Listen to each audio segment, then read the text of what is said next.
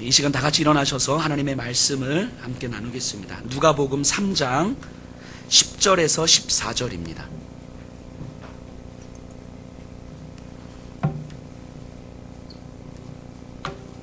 누가복음 3장 10절에서 14절입니다. 한 절씩 교독하도록 하겠습니다. 무리가 물어 이르되 그러면 우리가 무엇을 하리이까?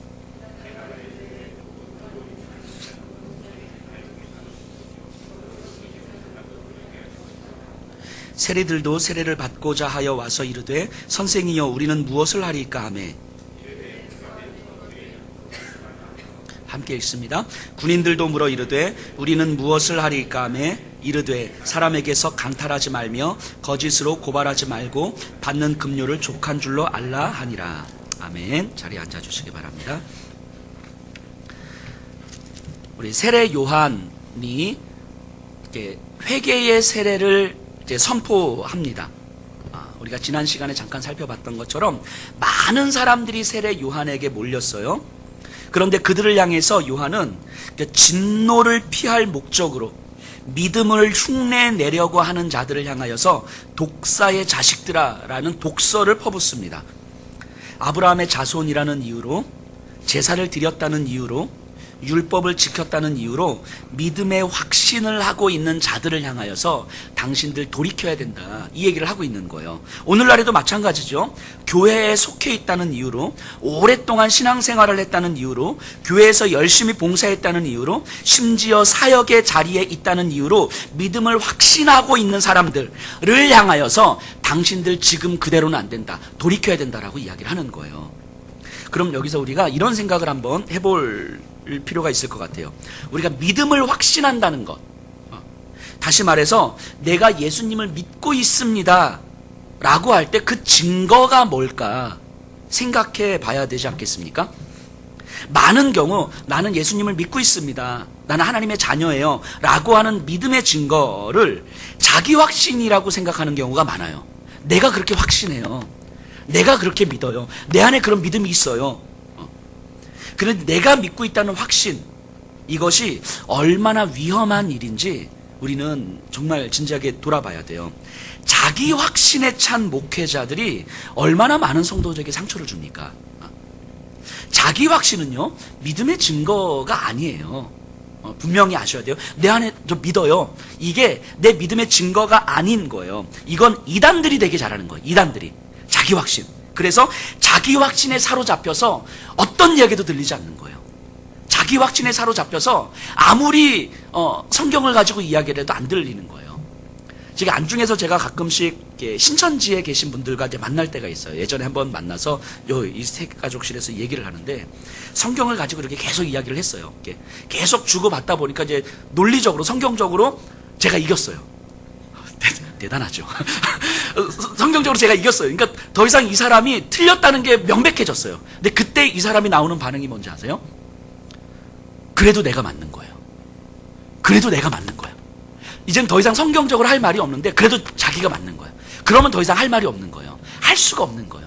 자기 확신은요, 내가 믿고 있다는 자기 확신은 아무리 옆에서 이야기를 해도 안 들리는 거예요. 자, 믿음의 증거를 우리가 분명히 좀 이해를 하셔야 돼요. 믿음의 증거는 두 가지입니다. 하나는 회개하는 심령과 두 번째는 가치의 변화예요. 회개하는 심령과 가치의 변화. 예전에 제가 로마서 설교를 할 때 그리스도인의 표지 세 가지를 말씀드린 적이 있어요. 죄에 대한 묵상, 십자가에 대한 묵상, 내세에 대한 묵상. 그리스도인은 이 세 가지를 묵상하는 사람이다 라고 말씀드린 적이 있습니다. 자, 이 세 가지의 표지, 이 죄, 십자가, 내세에 대한 묵상이 만들어내는 결과가 회개하는 심령과 가치의 변화예요. 그래서 이것이 믿음의 증거인 거예요. 창조주 앞에서 내 존재의 초라함과 죄악됨을 인정하는 겸손이 회개예요. 하나님 앞에서 내가 피조물입니다, 그래서 내 존재가 죄입니다 라는 것을 인정하는 겸손이 회개예요. 그리고 그렇기 때문에 삶의 가치가 나에게서, 이 세상 속에서 나오는 것이 아니라 그리스도의 거룩함을 향하여서 내 삶이 실질적으로 변화하는 거예요. 그 회개하는 심령은 가치의 변화로 드러납니다. 여러분들 스스로 한번 돌아보셔야 돼요. 내 안에 회개하는 심령이 있는가? 또 그 회개하는 심령으로 인하여서 그리스도의 거룩함을 향한 가치의 변화를 경험하고 있는가? 이 질문을 진지하게 던지셔야 돼요. 이게 우리 믿음의 증거예요. 이 두 가지가 없다면 우리는 믿음의 증거 없이 믿음 생활을 하고 있을지도 모르겠어요. 오늘 본문에 나오는 세례 요한의 회개에 대한 촉구는 바로 여기에 대한 깊은 성찰을 요구하고 있는 거예요. 당신들 안에 정말 회개하는 심령이 있는가? 회개하는 심령으로 말미암아 하나님을 향한 가치의 변화를 경험하고 있는가? 여기에 대한 깊은 성찰을 요구하는 겁니다. 그래서 오늘 세례 요한의 회개를 이제 살펴볼 텐데요. 그걸 앞서서 우리가 좀 혼동하기 쉬운 개념들을 좀 정리하고 넘어가려고 해요. 좀 회심, 회개, 자복. 성경에 이 세 가지의 개념들이 나오는데 이거에 대해서 우리가 좀 혼동하는 경우들이 있는 것 같아요. 좀 명확하게 이해를 좀 하시면 좋을 것 같아요. 회심, 회개, 자복. 자, 먼저 회심은요, 일생에 한 번만 경험하는 거예요. 회심은. 물론 신학자들에 따라서 단회적 회심과 지속적 회심으로 나누기도 하지만 지속적 회심이라는 건 우리가 뒤에서 살펴볼 회개를 이야기하는 거기 때문에 우리가 여기서 말하는 회심은 그냥 단회적 회심을 이렇게 이야기합니다. 회심은요, 불신자의 상태에서 신자가 되는 과정을 이야기하는 거예요. 그러니까 이 회심은 일생에 한 번밖에 경험이 안 돼요. 회심을 두 번 경험해도 이건 말이 안 되는 거예요. 불신자의 상태에서 신자가 되는 과정이기 때문인 거죠. 자, 그럼 불신자에서 신자가 되기 위해서는 필요한 과정들이 있어요. 그게 어떤 거냐면 창조주요 구속주이신 하나님 앞에서 자신이 죄인이라는 것을 인정해야 돼요. 먼저 내가 하나님의 진노 아래 놓여진 죄인이라는 사실이 인정되기 때문에 내 죄에 대한 고백을 하게 돼요. 그리고 십자가에서 죽으시고 부활하신 예수 그리스도를 믿지 않으면 하나님의 진노로부터 구원을 받을 수 없다는 것이 깨달아지기 때문에 예수를 나의 구주로 고백하는 믿음을 갈망하게 되는 거예요. 즉 하나님 앞에서 내 존재의 죄에 대한 고백과 예수 그리스도를 향한 믿음이 있을 때 이것을 회심이라고 이야기하는 거예요. 이때 신자가 되는 거예요. 그래서 교회 오래 다녔다고 해서 신자가 되는 게 아니에요. 세례 받았다고 신자가 되는 게 아니에요. 하나님 앞에서 내 존재의 죄에 대한 고백이 있었는가? 내가 진노 아래 놓여질 수밖에 없는 죄인이라는 고백이 있었는가? 예수를 주로 고백하지 않으면 이 진노로부터 벗어날 수 없다는 사실이 나에게 인정이 되었는가? 그래서 예수를 구주로 고백하는 믿음이 있는가? 이 두 가지가 우리에게 있을 때 우리는 신자가 되는 거예요. 그 신자의 가장 기본적인 조건은 이 두 가지인 거예요. 이거를 회심이라고 합니다. 이 회심은 일생에 단 한 번만 경험하는 거예요. 그래서 우리 자녀들이 모태신앙이에요 라고 해서 신자라고 착각하시면 안 돼요. 우리의 자녀들이 세례도 받고 수련회도 갔다 왔고 방언도 했어요. 그래서 신자라고 착각하시면 안 돼요. 그 어떤 종교적인 열정과 표지가 아니라 죄에 대한 고백과 그리스도에 대한 믿음이 선명하게 있지 않으면 우리는 신자인지에 대해서는 의심해 봐야 되는 거예요. 여기 계신 분들은 어떻습니까? 회심을 경험하셨습니까? 진지하게 돌아보셔야 됩니다. 자, 그럼요, 이 자복과 회개를 이야기할 텐데요. 자복과 회개는 회심을 한 사람들에게만 해당되는 거예요. 회심을 경험하지 않은 사람들은 도덕적 차원에서 반성은 할 수는 있지만 엄밀히 말해서 자복과 회개를 할 수는 없어요. 자, 자복이라는 것은 신자가 지은 죄에 대한 인식과 고백이에요. 내가 죄를 지었고 내가 하나님 앞에서 내가 죄를 지었습니다라고 고백하는 거죠. 이것은 도덕적인 죄, 법적인 죄를 포함해서 좀 더 넓게는 하나님 앞에서의 죄를 이야기하는 거예요. 그래서 미움, 분노, 교만, 거짓, 사랑 없음, 영적 게으름, 그리고 성경에서 말하고 있고 우리가 상식적으로 알 수 있는 여러 죄들에 대한 고백, 자복이죠. 내가 죄를 지었음을 인정하고 하나님께 고백하는 것, 이것을 자복한다라고 이야기합니다. 반면에 회개는요, 자복한 죄에서 돌이키는 걸 회개라고 해요. 그래서 자복은 회개의 시작일 수는 있지만 자복이 회개는 아니에요. 이거를 구분하셔야 돼요. 자복이 회개의 시작일 수는 있어요. 하지만 회개 자체는 아니죠. 그래서 우리가 기도 시간에 죄를 고백하면서 회개를 했다고 하지만 사실은 그것은 회개가 아니라 자복을 한 거예요. 회개를 한 게 아니라고요. 그래서 자복은 입으로 하는 거지만 회개는 삶으로 하는 거예요. 회개는요, 죄를 짓고 일이 잘못되었을 때 그냥 후회하는 게 아니에요. 죄에 빠진 것에 대해서 감정적으로 슬퍼하는 회한을 느끼는 것, 이런 게 아니에요. 죄에서 돌이켜 하나님의 계획을 향해서 나아가는 지속적이고 의지적인 결단을 얘기하는 거예요. 그래서 회개는 반드시 열매, 증거로 나타나게 되어 있어요. 돌이키는 것이기 때문에. 자복만으로는 절대로 열매가 나타나지 않습니다.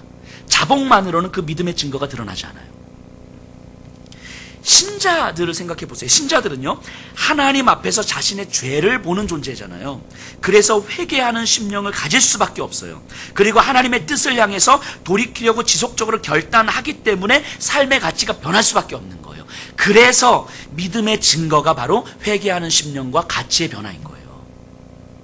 이게 기독교 신앙이에요. 이것을 우리가 이해를 하셔야 돼요. 믿음의 증거, 그리고 회개, 회심, 회개, 자복을 이해를 좀 하셔야 돼요. 자, 그러면 이 전제 위에서 우리가 세례 요한의 말을 이제 들어봐야 합니다. 8절 보세요. 그러므로 회개에 합당한 열매를 맺고 속으로 아브라함이 우리의 조상이라 말하지 말라. 내가 너희에게 이르노니 하나님이 능히 이 돌들로도 아브라함의 자손이 되게 하시리라. 자, 아브라함이 우리의 조상이라 하는 그들의 생각은 종교적인 행위들이에요. 종교적인 의식들. 근데 세례 요한은 뭘 이야기하는 거냐면 회개에 합당한 열매를 맺으라고 이야기하는 거예요. 내가 죄에 대해서 고백을 하고 그 죄로부터 돌이키려고 하는 그 마음과, 그리고 돌이키려고 하는 그 마음이 있기 때문에 그리스도의 가치, 하나님의 가치를 향하여서 지속적이고 의지적으로 결단을 하는 삶을 해야 된다라고 이야기를 하는 거예요. 그 깊은 마음으로부터 구체적인 삶까지 드러나야 된다라고 이야기를 하는 거죠. 자, 9절 보세요. 이미 도끼가 나무 뿌리에 놓였으니 좋은 열매 맺지 아니하는 나무마다 찍혀 불에 던져지리라. 자, 열매가 없는 나무는 열매를 맺을 수 없는 뿌리가 있음을 의미하는 거예요. 열매는 맺는 게 아니라 맺혀지는 거거든요. 열매는 내가 맺는 게 아니고 뿌리로부터 나와서 맺혀지는 거라고요. 그러니까 열매가 없어서 나무를 도끼로 찍어버리는 것이 아니라 열매를 맺을 수 없는 뿌리여서 나무를 찍는 거라고요. 지금 세례 요한의 말이에요. 삶을 돌이키려는 지속적이고 의지적인 결단이 없다는 것은 그 마음 안에 회개하는 심령이 없다는 것을 의미하는 거예요.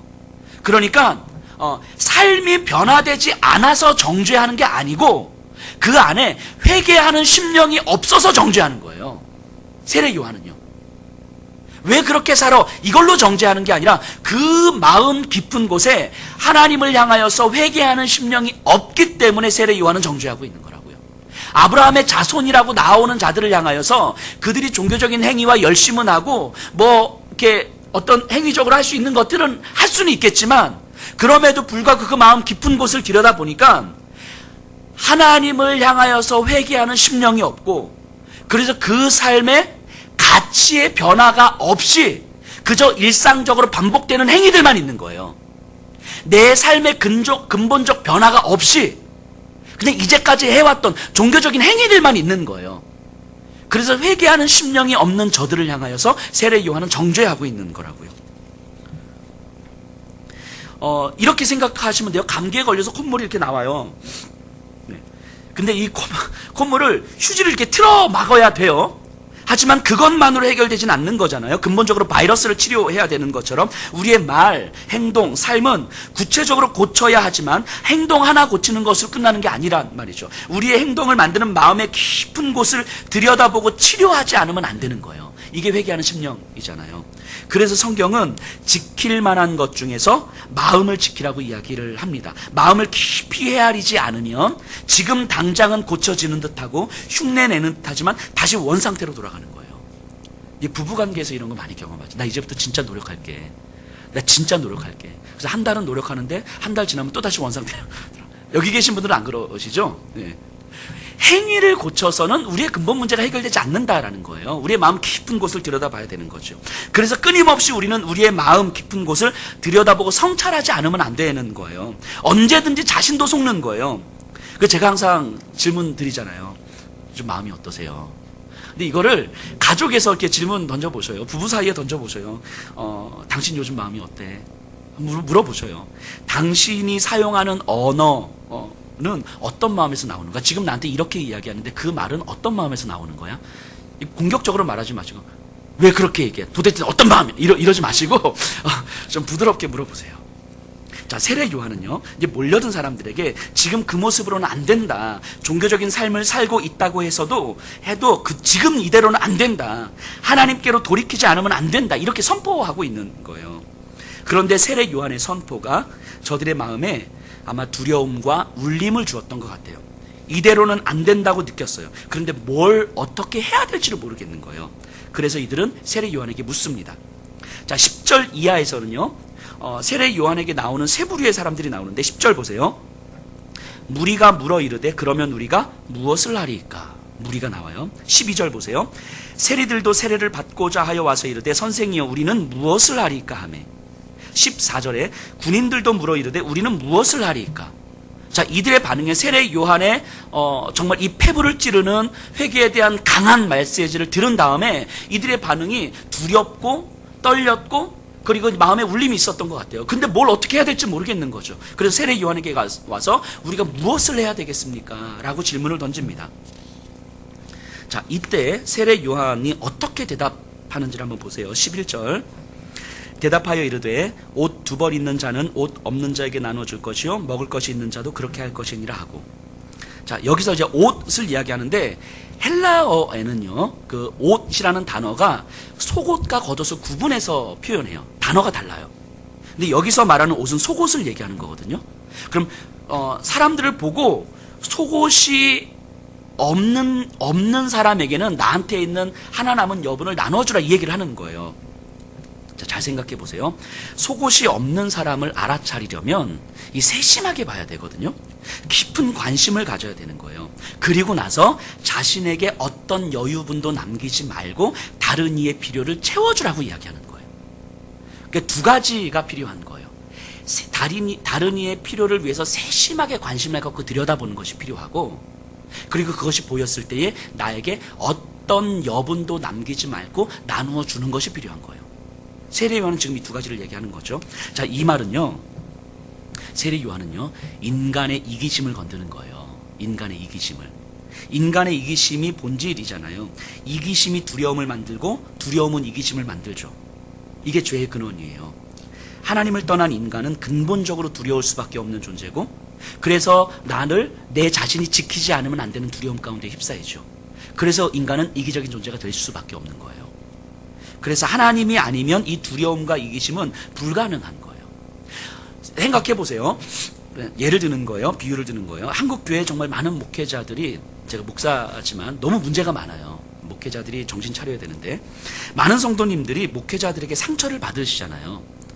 근데 어떤 성도님이 계시는데 이분이 실제가 아니고 그냥 비유인 거예요. 이분이 이제까지 2개의 교회를 다녔는데, 그리고 2명의 목회자들을 만났는데, 한 목회자는 교회 재정을 자기 마음대로 쓰면서 막 탐욕적인 모습 때문에 상처를 받고 교회를 나온 거예요. 그 두 번째 교회를 갔는데 또 한 목회자는 너무 비인격적으로 성도들을 대하는 거예요. 말도 막 하고 그래서 그 목회자에게 상처를 받고 나왔어요. 그래서 세 번째 목회자를 만난 거예요. 그런데 이 성도님은 이제 목회자에 대해서 신뢰하지 않습니다. 교회를 다닐 수는 있지만 목회자에게 마음을 열지 않고 냉소적으로 바라봐요. 자, 다시 한번 질문 던져볼까요? 왜 그럴까요? 왜? 당연히 목사가 잘못한 거예요. 목사가 나쁜 거예요. 그런데 또 한편으로 생각해보면 세 번째 목사를 만났을 때 그 목사를 신뢰하지 않는 이유는 그 세 번째 목사가 신뢰를 하지 못할 사람이어서가 아니고 내가 더 실망하고 싶지 않아서잖아요. 한 번 더 신뢰를 했다가 또 실망하게 된다면 내 마음을 감당할 수 없을 것 같은 두려움에 미리 신뢰를 안 하기로 마음먹는 거죠. 이런 걸 우리는 상처를 받았다라고 이야기를 해요. 상처는 외부로 온 게 맞거든요. 그래서 내 안에 두려움이 생긴 게 맞아요. 그런데 그 두려움으로 인해서 무엇보다 내 마음을 지키는 것이 먼저라고 여기는 거예요. 이게 인간에게는 본성적으로 있는 거예요. 이 마음을 이기심이라고 하는 거예요. 내 마음을 지키는 게 가장 먼저이기 때문에 두려움이 생기는 거고, 그 두려움 때문에 내 마음을 먼저 지켜야 되는 거예요. 그래서 이기심과 두려움은 항상 같이 가는 거예요. 항상. 그래서 성경에서는 온전한 사랑이 두려움을 내어 쫓는다라고 말씀하시는 이유가 바로 여기에 있는 거죠. 이기심과 두려움은요, 우리 삶의 여러 영역에서 너무 많이 나타나요. 세례 요한의 이야기처럼 다른 이의 필요에 깊이 관심을 갖는 것 자체가 두려움이 돼요.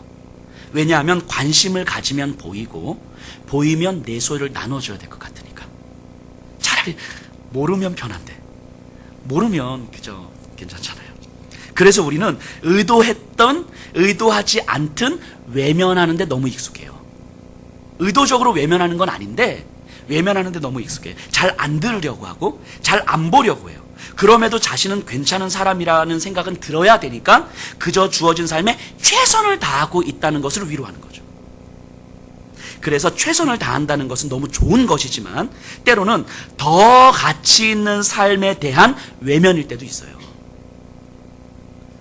제가 너무 하는 거 아니죠, 제가? 물론 더 가치 있는 삶을 살지 않는다고 해서 세상에서는 손가락질 받지 않습니다. 하지만 그리스도인들은 더 가치 있는 삶을 사는 사람들이잖아요.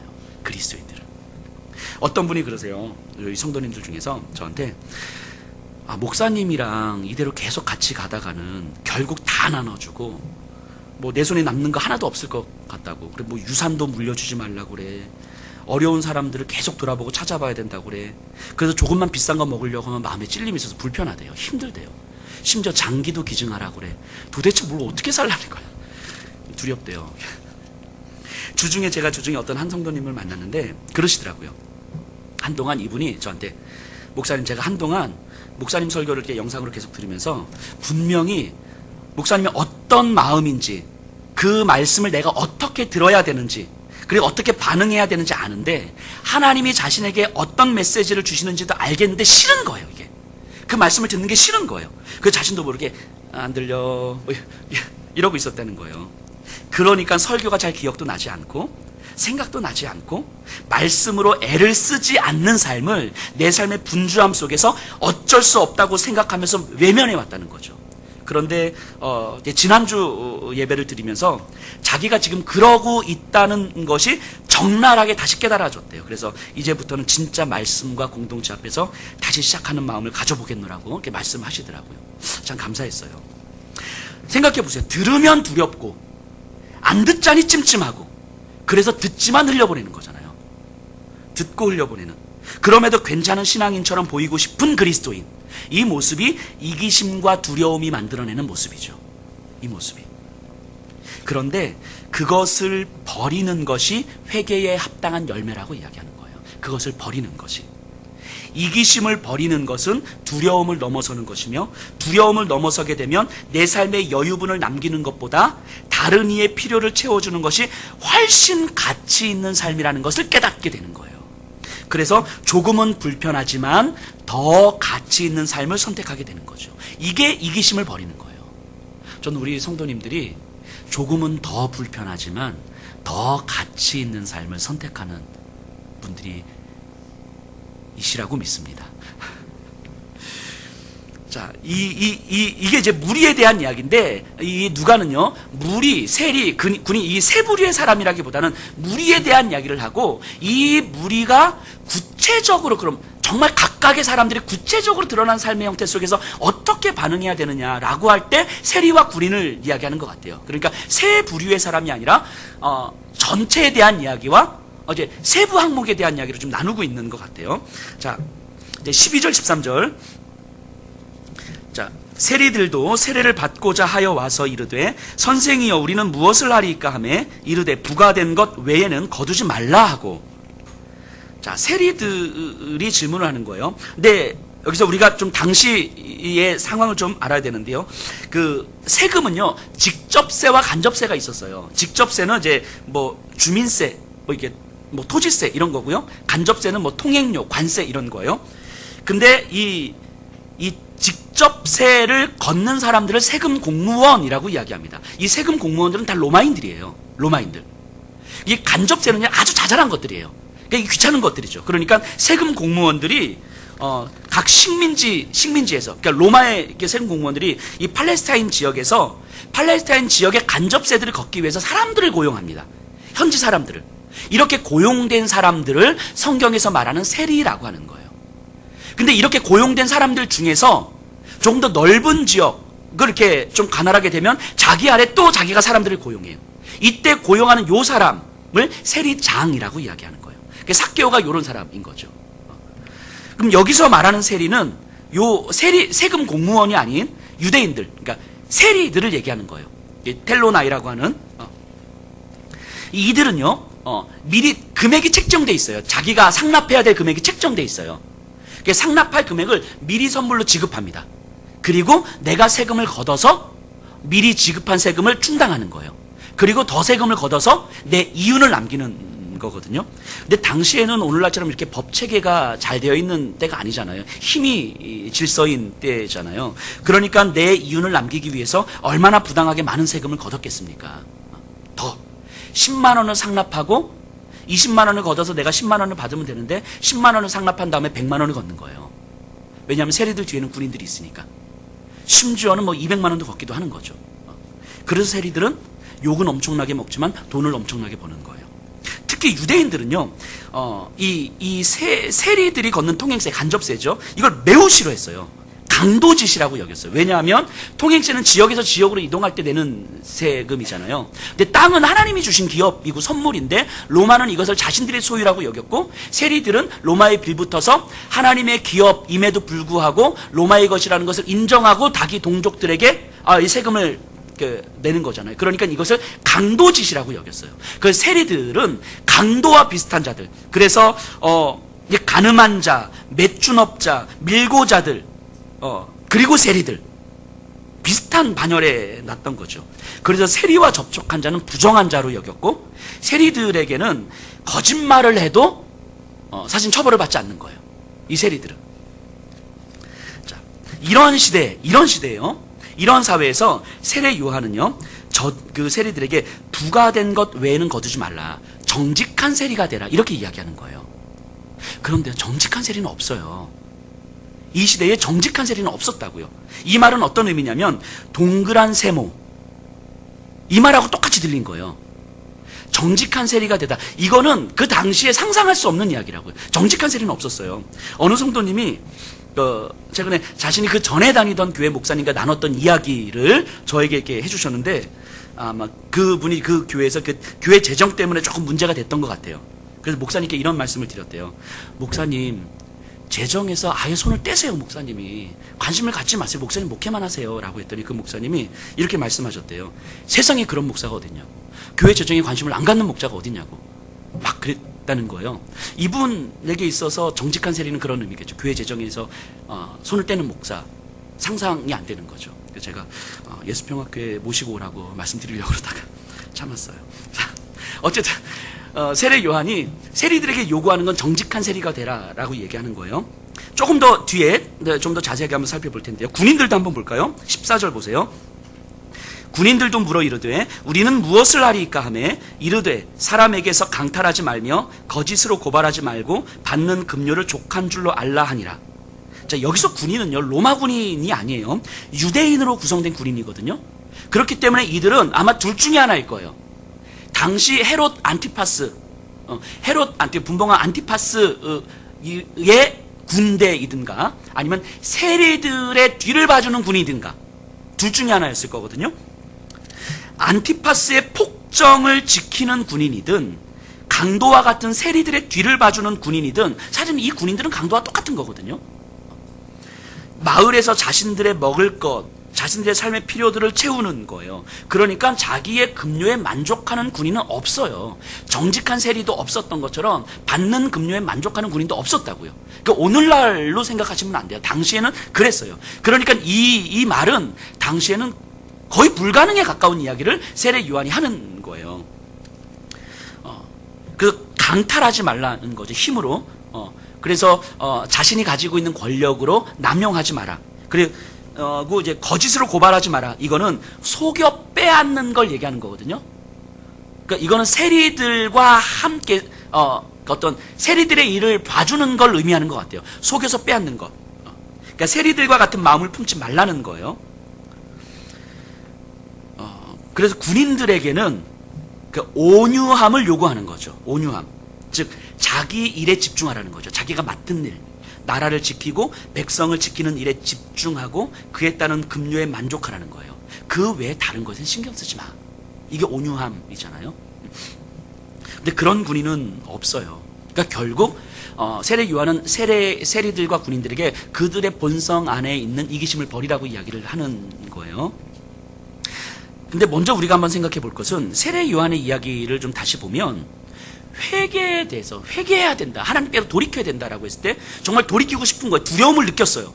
내가 하나님 앞에 이제 다시 돌이켜야 되는 거구나 라고 할 때 세례 요한은 어떤 종교적 헌신을 요구하지 않았어요. 속죄를 위한 희생 제물이나 금욕적 수행이나 광야의 고독을 요구하지 않았어요. 종교적으로 이렇게 해 저렇게 해 이런 걸 요구하는 것이 아니라 오히려 자기 삶의 자리에서 내 존재의 이기심을 보고 세상과 이웃을 향한 사랑의 실천을 이야기하는 거예요. 즉 하나님께로의 돌이킴과 그 믿음은 결국 삶과 가치, 즉 사랑의 문제라고 요한 이야기하고 있는 거예요. 자, 조금 더 한번 생각해 보면요. 아까도 우리가 계속 살펴봤지만 당시의 세리나 군인들은 나쁜 사람들이었잖아요. 필요한 직업이었지만 이 사회가 그 직업 자체를 정직하거나 온유하게 만들지 않았어요. 필요한 직업은 맞거든요, 그들이. 하지만 나쁜 사람들이 돼버렸어요, 그 시대가. 그러면 이 상황에서 요한이 야, 너 세리 그만둬라. 너 군인 그만둬라. 이제 다른 일 해. 이렇게 말하면 오히려 결단하기는 어려웠겠지만 더 쉬웠을 것 같아요. 분명하잖아요. 아, 내가 하나님께로 돌이켜야 되기 때문에 이제 세리를 그만둬야 되겠구나. 군인을 안 해야 되겠구나. 이걸 내려놓는 건 어렵지만 사실은 쉬운 선택이에요. 근데 요한은 그렇게 말하지 않았어요. 세리들에게 너 세리 계속해. 하지만 정직하게 해. 군인들에게 너 군인 계속해. 너 그 자리에 있어. 하지만 온유하게 해. 즉 세리의 자리에서 무엇이 죄인지 회개하고 그 자리에서 다른 가치로 살라는 거예요. 이게 세례 요한이 세리들에게 요구하는 거죠. 근데 이건 더 어려운 거예요. 차라리 세리를 그만두는 게 훨씬 더 쉬운 선택인 거예요. 군인을 그만두는 게 훨씬 더 쉬운 선택이라고요. 이 세리 입장에서 생각해 보면 어떻게 정직할 수 있지? 군인들의 입장에서 보면 어떻게 온유할 수 있지? 어떻게 받는 급료에 만족할 수 있지? 이건 경험해보지 못한 거예요. 이제까지 그런 삶의 모델도 샘플도 없어요.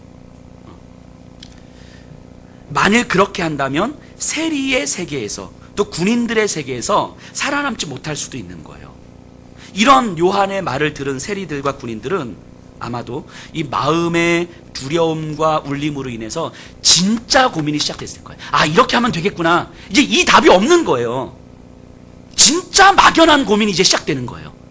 이제는 하나님께로 돌이켜야 되겠다라고 하는 선명한 마음 때문에 하나님 앞에 왔는데 정직한 세리가 되래. 어떻게 해야 되는 거지? 온유한 군인이 되래. 이거 어떻게 해야 되는 거지? 이제부터 깊은 고민이 시작되는 거예요. 답을 세례 요한이 줬으면 훨씬 더 좋았을 텐데 이제는 그 답은 본인들이 고민을 해야 되는 거예요. 요한이 요구하는 것이 얼마나 어려운 요구인지 이해가 되십니까? 이게 단순하게 이거 해 저거 해 이런 요구가 아니에요. 하나님께로 돌이키는 것이 어찌 보면 삶의 자리를 떠나서 신학교 가라. 너 정말 하나님 앞에 이렇게 열심을 내고 하나님 앞에 이렇게 간절하게 구하니까 너 신학교 가라. 너 목회해라. 교회에 온전히 충성해라. 이런 게 아니에요. 이런 건 오히려 쉬운 선택이에요. 내 삶의 방향이 정해진 거니까. 내가 뭘 하면 되는지 아니까. 이런 건 쉬운 선택이라고요. 그런데 자기 삶의 자리에서, 아빠의 자리에서, 엄마의 자리에서, 직장인의 자리에서, 사업장의 자리에서 무엇이 죄였는지, 무엇이 나로 하여금 죄를 짓게 만들었는지 그것을 회개하고 그 자리에서 다른 가치로 살라고 이야기하는 거예요. 그 자리에서. 기도 30분씩 하세요. 말씀 3장씩 읽으세요. 이런 건요, 결단하기가 어렵지 쉬운 거예요. 하면 되잖아요. 답이 정해져 있으니까. 그런데 기도를 하면서 내가 정말 하나님을 신뢰하고 있는가? 내가 정말 나의 유익을 위해서 기도하는 것은 아닌가? 질문을 던져보는 거예요. 이건 어려운 거예요. 끝이 없는 고민이니까. 하루는 하나님을 신뢰하는 것 같다가도, 또 하루는 내 유익을 구하는 것도 같고, 신앙생활을 굉장히 잘하고 있는 것 같다가도 진짜 잘하고 있는 건가라는 질문을 하면 또 아닌 것도 같고, 이 끝이 없는 질문을 던지면서 하나님 앞에 성장해 간다는 건 이건 어려운 거예요. 자, 어려운 이웃들을 위해서 우리 구제헌금 합시다. 자, 이거는요, 결단하기가 어렵지 쉬운 선택인 거예요. 이런 건 그냥 일정 금액을 내면 되잖아요. 답이 정해져 있잖아요.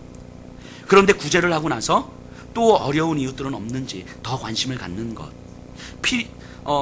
그 어려운 이웃들의 그 필요가 정말 무엇인지 생각하고 살펴보고 그 이웃들의 삶에 내 마음을 조금씩 더 쏟는 것, 그래서 내가 누릴 수 있는 것이 있음에도 불구하고 이것이 감사하지만 한편으로는 죄송한 것, 이런 마음을 지속적으로 갖는 것은 어려운 거예요. 누군가 마음이 힘든 사람을 만나서 한두 번 시간을 내서 이야기를 들어주는 건, 이건 결단하기가 어려운 거지 사실은 쉬운 선택이죠. 이런 거는 그 힘든 마음을 듣고 나서 그 마음을 생각하고 또 생각하면서 어떻게 그 마음을 위로해 줄 수 있을지, 어떻게 조금 더 잘 들어줄 수 있을지, 혹여라도 상담하면서 내 우월감을 드러내고 있는 것은 아닐지, 이런 마음을 지속적으로 갖는 건 어려운 거예요. 이것은 단순한 한두 번의 행위의 문제가 아니라 예수님을 향한 마음의 돌이킴이 만들어내는 행위이기 때문인 거죠. 이것이 이 사람들이 우리가 무엇을 하리까? 라고 하는 질문과 이에 대한 세례 요한의 대답이었어요. 근데 이 질문, 우리가 무엇을 하리까? 이 질문은 설교를 듣는 모든 분들이 던지셔야 되는 질문인 거예요. 말씀을 듣고 마음의 울림과 찔림으로 인해서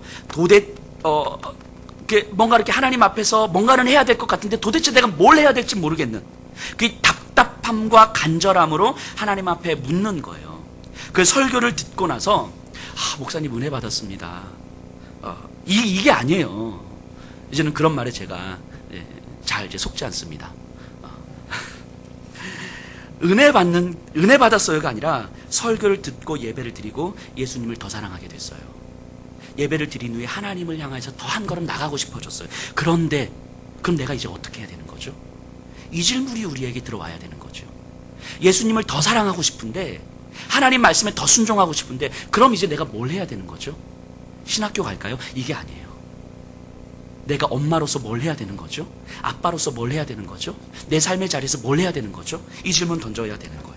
이런 반응이 나오셔야 되는 거예요. 오늘 예배를 드리시고 나서 나가시면서 정말 목사님, 제가 오늘 예배를 드리고 진짜 예수님을 더 사랑하고 싶어졌어요. 목사님, 제가 뭘 해야 되는 거죠? 이 질문이 우리 성도님들에게 있었으면 좋겠습니다. 이 질문과 대답은 우리에게 이렇게 경험되어야 될 거예요. 이런 상상을 해봤어요. 이런 일이 없어야 되겠지만, 제 여한웅 목사가 예수평학교에서 한 15년을 목회를 했어요.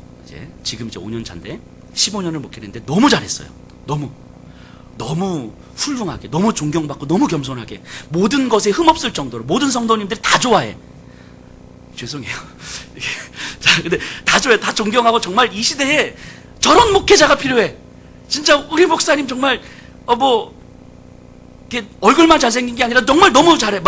이런 자, 이렇게 다 자랑했어. 성도님들의 모든 주변의 사람들이 다 자랑했어. 자, 그런데 15년 정도 그렇게 지났는데, 근데 어느 순간 드러난 거예요. 이 여목사가 아무도 모르게 교회 재정을 마음대로 쓴 거야. 내가 교회 재정을. 그 아무도 모르게 선교 간다고 해놓고선 저기 마카오 가서 막 도박을 한 거야, 제가 막. 심지어 이제 성적인 문제도 있었어요. 그걸 알게 됐어요, 성도님들이. 너무너무 존경했는데 어느 순간 그게 드러났어. 알게 됐어요. 한순간에 다. 자, 어떠시겠어요? 어떤 마음이시겠어요? 사람이니까 뭐 그럴 수도 있지 뭐. 이제까지 잘했으니까 봐주지 뭐. 이런 마음이시겠어요? 배신, 분노, 절망, 뭐 이런 말할 수 없는 어떤 상태에 빠지지 않겠습니까?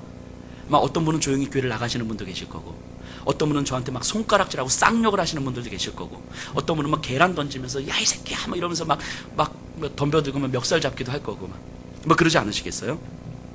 그리고 이 강대상을 보면, 제가 매주 섰던 이 강대상을 보면 화가 치밀어 올라서 막 때려 부수는 거죠. 막 여목사 여기 사진 붙여놓고 막 때려 부수는, 이런 빌어먹을 놈의 새끼 막 이러면서 막 때려 부수는 거죠. 그러다가 때려 부셨는데 여기 있는 예수평화교회 글씨 요 한 조각이 막 버려진 게 교회 저 구석에 있었던 거예요. 근데 시간이 조금 지났는데, 아, 이게 사실이 아니라 누군가 고의로 소문을 퍼뜨렸던 거구나 라는 것이 드러났어요.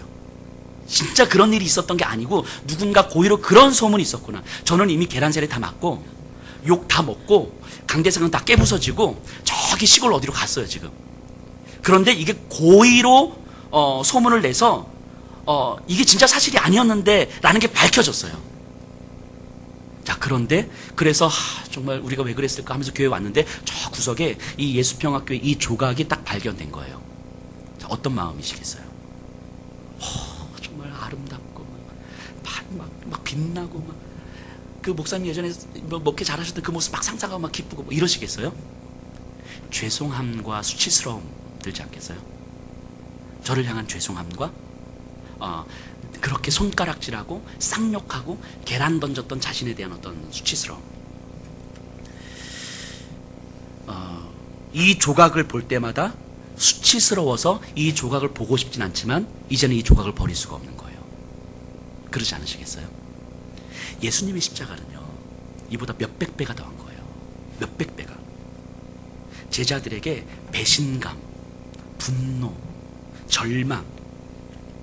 그런데 그래서 사람들이 막 쌍욕하고 저주하고 막 계란 던지고 당신 때문에 내 인생이 망쳤다고 뭐 이러단 말이죠. 그런데 예수님이 부활하심으로 말미암아 예수님이 배신한 게 아니었다는 사실이 밝혀진 거예요. 그때 제자들에게 십자가는 어떤 의미였겠습니까? 밝음, 아름다움 이런 거였겠어요? 죄송함과 수치스러움이죠. 십자가는 그런 거예요. 예수님을 향한 죄송함과 그 예수님을 향해서 손가락질했던 자신에 대한 수치스러움이죠. 그래서 십자가 앞에 서고 싶지 않고 십자가를 보고 싶지 않은 거예요. 하지만 이제는 더 이상 십자가를 버릴 수가 없는 거예요. 십자가는 우리를 즐겁게 하지 않아요. 하지만 십자가를 버릴 수가 없는 거예요. 이게 십자가죠. 그런데 심지어는 예수님은 제자들에게 찾아오셨어요. 계란을 맞은 저는 절대 안 찾아옵니다. 손가락질하고 막 이렇게 막 하시면 저는 제가 있는 시골까지 찾아오셔서 목사님 다시 오시죠. 전 절대 안 옵니다. 절대 안. 근데 예수님은 찾아오셨어요. 그리고 예수님 뭐 하셨어요? 제자들에게, 고기 잡고 돌아온 제자들에게 배고프지? 밥을 준비해 주신 거예요. 밥 먹자. 밥상을 차려주셨어요. 내가 너희들 여전히 사랑하는 거 알지? 내가 여전히 너희들 사랑하는 거 알지? 이렇게 말씀하시는 거예요. 그리고 아무렇지도 않은 듯 제자들의 그 마음을 끌어안아 주시고 제자들의 그 죄송함과 제자들의 그 수치스러움을 그냥 덮어주셨어요. 그리고 내가 여전히 너희들 사랑하는 거 알지? 내가 영원히 너희들을 버리지 않고 함께 할 거라는 것도 알지? 말씀하신 거예요. 이때 제자들의 반응은 어떠했을 것 같아요? 목사님, 예수님, 저 이제부터 새벽 예배 안 빠지고 나가겠습니다. 이런 반응 했겠습니까? 아니에요. 절대 그럴 수가 없어요. 뭘 어떻게 해야 될지 모르겠는 거예요. 예수님의 사랑이 경험이 됐고 이제는 예수님이 불편하지만 예수님을 버릴 수가 없거든요. 예수님과 함께 이제는 살아야 되겠는데 어떻게 해야 될지를 모르겠는 거예요. 주님, 우리가 무엇을 하리까? 주님, 내가 어떻게 살아가야 되겠습니까? 이 질문 던지는 거 아니겠어요? 우리가 무엇을 해야 합니까?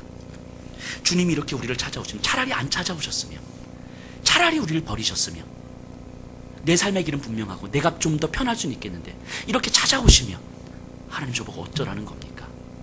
이렇게 찾아오셔서 여전히 사랑한다고 말씀하시면, 이렇게 찾아오셔서 영원히 내가 너희를 버리지 않을 거라고 말씀하시면, 하나님 도대체 나보고 어쩌라는 겁니까? 예수님이 불편하지만 이제는 예수님을 버릴 수가 없고, 십자가는 나를 즐겁게 만들지 않지만 이제는 절대로 십자가를 버릴 수가 없는 내가 이제는 어떻게 해야 되겠습니까? 주님, 우리가 어찌 해야 되겠습니까? 우리가 무엇을 하겠습니까? 해야 되겠습니까? 엉엉 울면서 이 질문을 던지지 않았을까요? 이거 할까요? 저거 할까요? 이런 차원의 질문이 아니잖아요. 제가 어떤 마음으로 살아야 합니까? 이제부터 내 삶은 주님이 결정해 주십시오. 내 삶을 주님께 맡기는 질문이죠. 우리가 무엇을 하리까? 이런 제자들에게 예수님이 너 이제부터 예배 잘 드려, 너 이제부터 헌금 잘해, 이렇게 말씀하시겠습니까? 그런 차원의 질문도 아니고 그런 차원의 대답도 아닌 거예요. 우리가 무엇을 하리까? 우리가 예배를 드리고 예배당 문을 나서면서 우리에게 이런 질문이 있어야 되는 거예요. 내가 지난 한 주간 어떻게 살았는지 다 아는데 그럼에도 불구하고 여전히 또 찾아오시며, 그럼에도 불구하고 또 사랑한다고 말씀하시며, 그 나를 찾아오시는 그 예수님이 나를 즐겁게 만들진 않는데 이제는 내가 더 이상 예수님을 버릴 수가 없잖아요. 예수님, 주님, 내가 어떻게 살아야 됩니까? 이제는 그 예수님과 함께 살고 싶은데 하나님, 내 안에 두려움이 있습니다. 주님, 내가 어떻게 해야 되겠습니까? 이 질문이 우리에게 있어야 되는 거 아닙니까? 이 간절한 외침이 우리에게 있어야 돼요. 그리고 이 세례 요한의 말 속에서 그 질문에 대한 답을 이제는 우리가 고민하면서 찾아가야 되는 거예요. 이 자리에 계신 분들이 우리 주님 앞에서, 우리 십자가 앞에서 이 질문, 이 외침 했으면 좋겠습니다. 하나님, 예수 그리스도의 십자가는 나를 즐겁게 만들지 않습니다. 예수 그리스도의 십자가는 나를 행복하게 만들지 않습니다. 하지만 이제는 내 삶에서 이 십자가를 버릴 수가 없습니다. 이 십자가에서 등 돌리고 살아갈 수가 없습니다. 그러니 하나님, 이제는 내가 어찌 살아가야 되겠습니까? 이제는 내가 무엇을 해야 되겠습니까? 이 질문이 여기 계신 분들에게 있기를 간절히 소망합니다. 우리 다 같이 일어나죠.